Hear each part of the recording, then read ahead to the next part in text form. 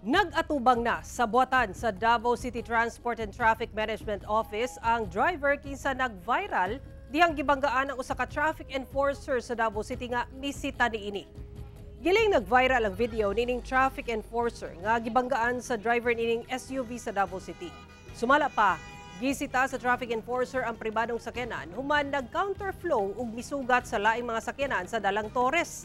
Apan inay muhunong, misibat kini hinungdan nga gigukod kini sa enforcer gamit ang motor. Dihang naabtan sa usa ka mall, subling gipahunong sa enforcer ang sakyanan. Apan gibanggaan hinuon sa sakyanan ang enforcer, hinungdan nga naigo kini sa hood sa sakyanan, una misibat na sab. Sa impormasyong nakuha sa GMA Super Radyo Davao gikan sa CTTMO, nag-atubang na sulod sa buwatan sa maong driver ug ang traffic enforcer atong sa case conference kauban ang mga opisyal sa CTTMO, LTO ug kapulisan. Matud pa sa driver, misaka ang iyang blood pressure hinungdan sa panghitabo ug walay tumong nga manakit.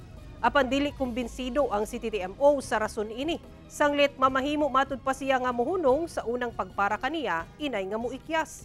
Luyo sa payag sa driver nag-andam na og mga dokumento ang CTTMO alang sa pagpasaka og reklamo batok sa driver.